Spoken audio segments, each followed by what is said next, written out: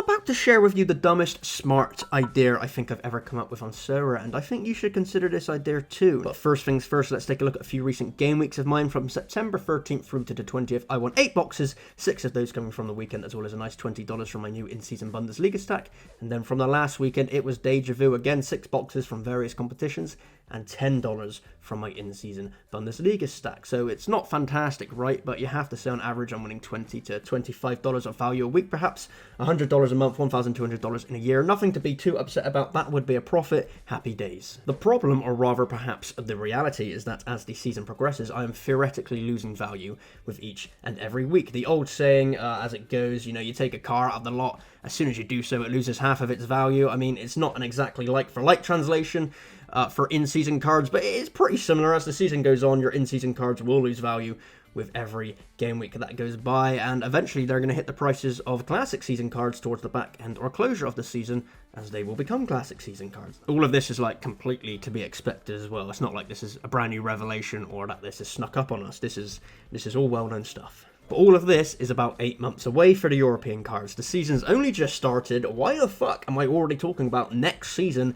And that's because Sorare's a long-term game, you see. You always have to be planning ahead and thinking of the future. So while it may seem crazy that I'm already thinking of the 25/26 season, it's on my mind. Maybe it's kind of like an autism thing, because I've got that going for me. And going back to my original point, all of those boxes I'm winning week on week will effectively be losing value as well, because let's say I win on average 8 boxes a week. Again, just ballparking numbers here, but that's about an average of 20 to 25 essence. These numbers will obviously be different depending on where your account is and what you're sort of going off of, but for me, this is what I probably get. So this allows me to craft a tier 3 card for every month of playing the game. I'm on 98 essence right now, so I'll be able to craft a tier 3 card after opening my rewards, but then you gotta think, I've got to wait at least another month to be able to craft a tier 3 again. So in that month, a tier 3 card on average could drop from maybe $10 down to $8, and then a month later after crafting that card, they could then become $6, and so forth. So my boxes and in essence, my essence are losing value alongside the in-season cards as well. And it got me thinking, which is always dangerous when I start thinking, but I don't want to open in-season cards just for the sake of it when it won't particularly benefit my account at this time. Of course, every little helps in terms of selling any cards I get for money, but looking at my current in-season setup, I'm happy enough with it. My Bundesliga stack is obviously returning a decent value each weekend, as you've seen. The Rel Sociedad stack, while decimated, is winning me boxes, and even the EPL in-season team, right? It's currently been a bit of a miss, but the potential is there for, you know, me to win boxes and maybe even some money, cold hard cash rewards over the coming months. Basically, I'm not in a desperate place to want to get any additions to my in-season cards or expand the teams too much.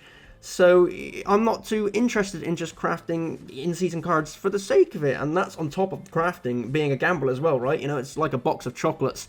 You never know what you're going to get when you craft a card, which never really made sense to me anyway, because a box of chocolates literally tells you on the box like what each chocolate is and what it contains. So I guess crafting a Sorare card isn't like a box of chocolates, and I'm actually lactose intolerant as well, so this whole conversation I find highly offensive. Anyway, hopefully where I'm going with this is starting to all come together and make sense, because here is my 200 IQ idea. I'm going to treat this current season as a transition season with what I currently have in my account. So I've got 8 months left of the European seasons, and then whatever the fuck is left of the MLS as well. I use what I have, it wins what it wins, and I save up every single box I win for the 25/26 season cards in about 10 months time. Seems absolutely fucking bonkers, right? But it's so crazy it just might work. So let me just recap that for you. Over the next 9 months, every box I win, I save up, I don't open it, and then in 9 to 10 months time, when the new 25/26 season cards drop, I open all of those boxes, I get all of the essence from those boxes, and I craft a bumfuck ton of tier 5 new in-season cards from the 25/26 season. That's my plan, and I'm fucking sticking to it. You think it's like 8 months to 10 months of essence, that's like, what, 1,000 essence? I could craft 50 tier 5 new in-season cards, and you've all seen it on Twitter all the time. People are always posting tier 5 crafts where they're getting like tier 1s and tier 0s. Obviously, those Twitter posts stand out like sore thumbs, right, as no one's posting the mountains of shitty tier 5s they're getting, but, you know, you get my point. And I'm a content creator as well, so I'm going to have that sweet content creator luck. Logistically, I have to assume that there's no issue with this plan. If we go into the Sorare factory, we can see the boxes are just stored there. There's no visible expiry date on them. I would be super sad if there is, but I'm going to gamble on there not being one. And yeah, honestly, I'm super fucking locked in with this plan. I cannot have my mind changed by anyone in the comments, or even Zian Fleming himself. So we're doing this. Do let me know what you think of this plan, though, or if I've just completely been a fucking idiot for some reason, which is usually the case, but I feel like I've dotted all the I's, crossed all the T's. This plan is golden. And we also have to consider here that the value of the current new season cards have dropped a decent amount after 1 month of them being out already. Let's take Mittelstadt here, for example. He's had a mixed start to the season, you know, a few mid to low scores, combined with a tidy 100 in there, which is always nice to see. We know he's a solid player, right? We can look at Sorare data. We know he's going to score well as a defender. There's no argument with that. And his current price on the market as of recording is roughly £27. I bought this guy on auction a month ago and paid £45, so he's halved in value after just a month, right? Granted, I've packed a 10% Lightning Cunt edition, increasing the value ever so slightly, but the proof is in the Sorare-shaped pudding. The values of the new in-season cards will drop in tandem with the season going forward and doing season games. Fuck, that was a weird way of saying it.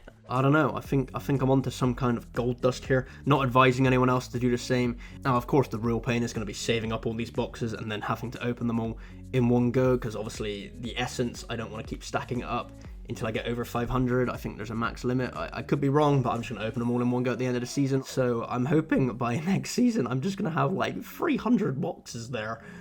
This could be fucking stupid. We're going to do it. Let me know what you think. Like and subscribe. I'll catch you next time because I love you.